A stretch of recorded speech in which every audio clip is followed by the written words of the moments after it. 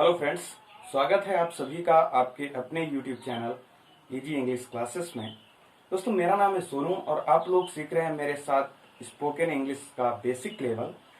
तो इससे पहले कि मैं वीडियो शुरू करूं, कुछ ज़रूरी बातें हैं जो आपको जान लेना बेहद ज़रूरी है। दोस्तों, क्या आपने कभी गौर किया है कि गांव का एक पढ़ा लिखा आदमी जिसको ग्रामर में बहुत अच्छी पकड़ है, उसकी वोकैब बहुत अच्छी है, इसके बावजूद वो इंग्लिश में बात नहीं कर पाता। वहीं दूसरी तरफ वो आदमी जो शहर का रहने वाला है और पढ़ा लिखा नहीं है, फिर भी वो अच्छी इंग्लिश बोलता है।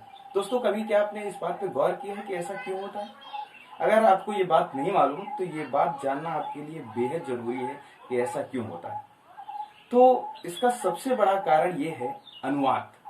दोस्तों, शुरू से लेके LKG से लेके क्लास 12 तक हम लोगों को, खास करके जो कि गांव के रहने वाले हैं, हम लोगों को अनुवाद पढ़ाए जाते हैं, अनुवाद की प्रैक्टिस करवाई जाती है। तो हमारा जो दिमाग है वो अनुवाद का आदी हो जाता है। इसका मतलब ये है कि हमारा दिमाग अनुवाद का इतना ज्यादा आदी हो जाता है कि जब भी हमें किसी से इंग्लिश में कुछ कहना होता है तो हमारा जो दिमाग है पहले उसको इंग्लिश में उस बात को ट्रांसलेट करता है और उसके बाद वो उस बात को बोलता है। इसी तरीके से सिमिलरली जब सामने वाला हमसे इंग्लिश में कुछ कहता है तो पहले हमारा दिमाग उसकी बात को हिंदी में ट्रांसलेट करता है और तब उसके बाद उसकी बात को समझ के फिर ट्रांसलेशन बना के और फिर जवाब देता है। तो कहीं ना कहीं आपको ये तो बात समझ में आ ही गई होगी कि अनुवाद बना करके इंग्लिश में बात करना ये इतनी आसान चीज नहीं है। अर्थात मेरे कहने का मतलब ये है कि आपकी स्पीकिंग में जो रोड़ा है वो है आपका अनुवाद, क्योंकि शुरू से लेके आज तक आपने केवल अनुवाद ही सीखा है। तो अनुवाद कर करके इंग्लिश में बात करना ये आसान नहीं है। तो इसके लिए आपको चाहिए क्या? आपको अनुवाद नहीं करना, क्योंकि जब तक आप अनुवाद के चक्कर में पड़े रहेंगे तब तक आप अच्छी इंग्लिश नहीं बोल पाएंगे। तो आपको अनुवाद से बाहर निकलना है, आपको उसके ऊपर कुछ सोचना है। तो आपको करना क्या है? आपको अनुवाद नहीं करना बल्कि आपको सिचुएशन देखनी है। अनुवाद को आपको बोलना है गुड बाय, आपको केवल सिचुएशन देखनी है। तो इसके लिए मैं आपको लिए चलता हूं अपने पहले वीडियो लेक्चर की तरफ। तो आइए देखते हैं कि किस सिचुएशन पे क्या स्ट्रक्चर यूज किया जाता है। मैं आपको एक छोटा सा उदाहरण दे दूं कि जैसे बाय द वे कोई आदमी कोई ऐसा काम कर जाए जो आपके मन का ना हो तो आपको अनुवाद ना करना पड़े, आपके मुंह से अनायास ही निकल जाए, how day you do this. इसी तरीके से आप केवल सिचुएशन देख लें तो सिचुएशन देख के ही आपके मुंह से फटाक से बात निकल जाए, आपको अनुवाद ना करना पड़े। तो आओ चलते हैं अपने पहले वीडियो लेक्चर की तरफ। दोस्तों देखो, ये जितने भी सेंटेंसेस लिखे हुए हैं यहां से लेके और यहां तक जितने भी सेंटेंसेस लिखे हुए हैं, आप लोग गौर से देखो, सभी सेंटेंसेस की प्रकृति बिल्कुल एक जैसी है। मतलब ये है कि जितने भी सेंटेंसेस हैं, ये देखो सारे के सारे सेंटेंसेस वर्ब की फर्स्ट फॉर्म से शुरू हुए हैं। देखो, go, start, look, move, run, sit down, help, play, select, put down. पहले इधर देख लेते हैं। तो जितने भी, हालांकि अगर आप इधर भी देखेंगे तो जितने भी सेंटेंसेस लिखे हुए हैं, मतलब यहां से लेके यहां तक आप एक बार पूरी नजर घुमा के देख लो तो सारे के सारे सेंटेंसेस जितने भी लिखे हुए हैं सबकी प्रकृति एक जैसी है। मतलब ये है कि सारे के सारे सेंटेंसेस वर्ब की फर्स्ट फॉर्म से शुरू हुए हैं। तो आपको ये जानना अब बेहद जरूरी है कि किस कंडीशन में आपका सेंटेंस वर्ब की फर्स्ट फॉर्म से शुरू होता है। याद रखो, मैंने पहले भी आपको बता दिया है कि अगर अच्छी इंग्लिश बोलनी है तो आपको ट्रांसलेट नहीं करना, आपको केवल सिचुएशन देखनी है कि किस सिचुएशन में क्या स्ट्रक्चर इंग्लिश में यूज होता है, तो आप बहुत अच्छी इंग्लिश बोल पाएंगे। अदरवाइज जब तक आप ट्रांसलेशन के चक्कर में पड़ेंगे अनुवाद, तो फिर अनुवाद ही करते रहेंगे। आपको किसी से कुछ कहने के लिए बहुत देर तक पहले दिमाग में अनुवाद सोचना पड़ेगा, उसके बाद आप इंग्लिश बोलेंगे। तो आप उस अनुवाद को गुड बाय बोल के ये चीजें सीख लो कि किस कंडीशन में, किस सिचुएशन में कैसा स्ट्रक्चर इंग्लिश में यूज होता है।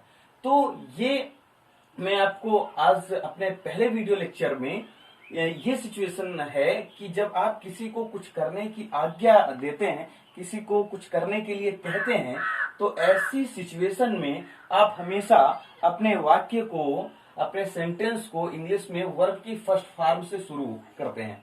देखो, पहला लिखा हुआ है, पहला शब्द लिखा है गो। अब देखो, अगर आप किसी से ये कह रहे हो कि जाओ, तो आप सीधा बोलोगे गो। और देखो स्ट्रक्चर क्या होता है, स्ट्रक्चर यहाँ पे लिखा हुआ है, स्ट्रक्चर है वर्ब की first form plus other words.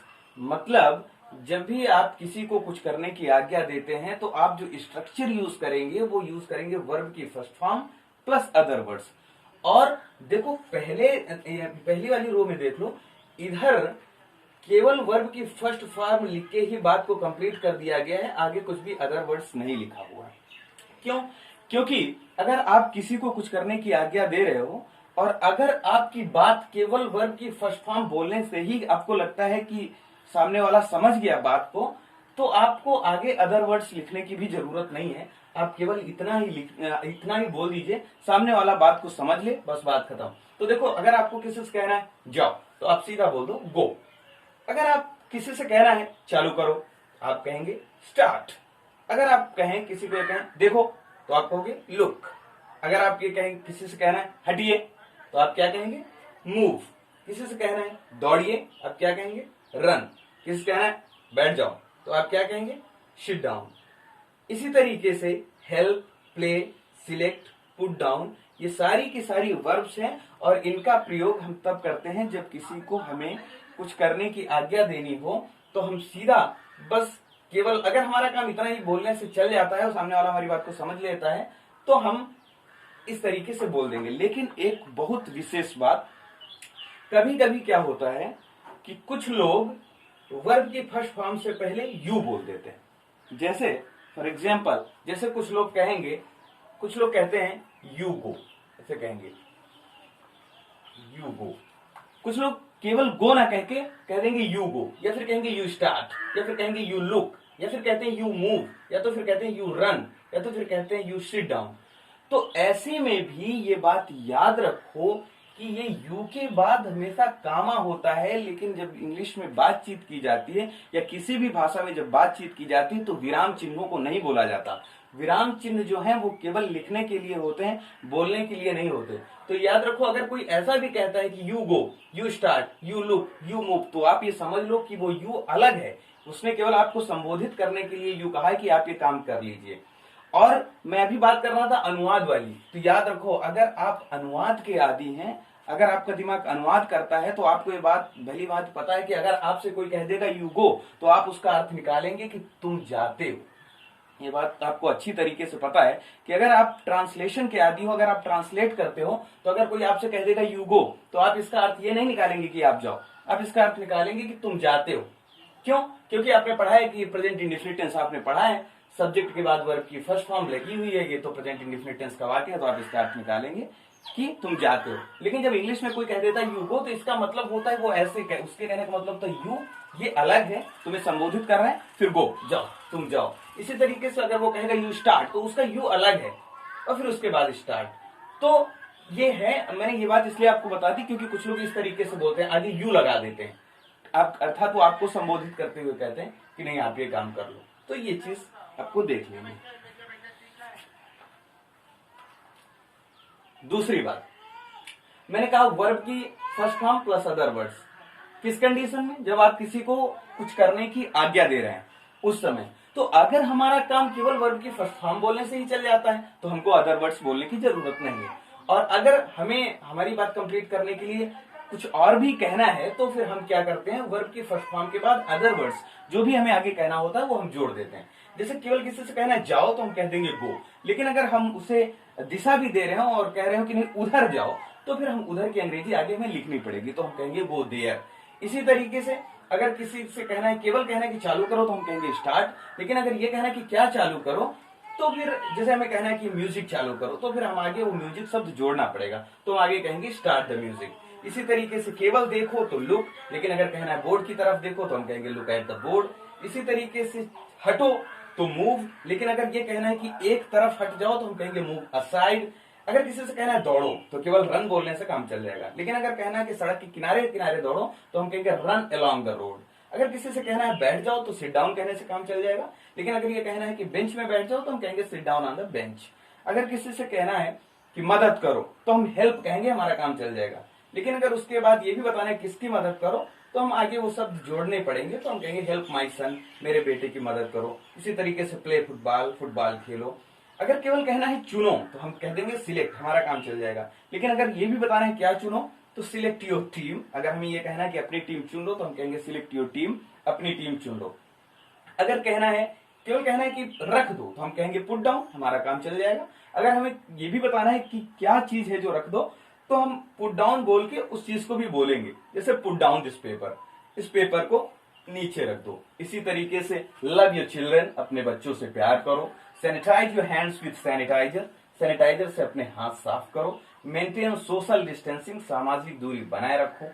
Stop gathering, मजमा लगाना बंद करो। स्टे एट योर होम, घर पे ही ठहरो। Follow the guidelines of WHO, WHO की जो गाइडलाइंस है, जो दिशा निर्देश है, उनका अनुसरण करो। Have less meal in summer, गर्मियों में कम भोजन करो। Drink much water in summer, गर्मियों में ज्यादा पानी पियो। हेल्प योर नेबर्स, अपने गरीबों की अपने पड़ोसियों की सहायता करो। रिस्पेक्ट योर एल्डर्स, अपने बड़ों का सम्मान करो। तो देखो सारे के सारे जितने सेंटेंसेस लिखे हुए हैं, 2, 4, 6, 8, 10 करीब 30 सेंटेंसेस लिखे हुए हैं।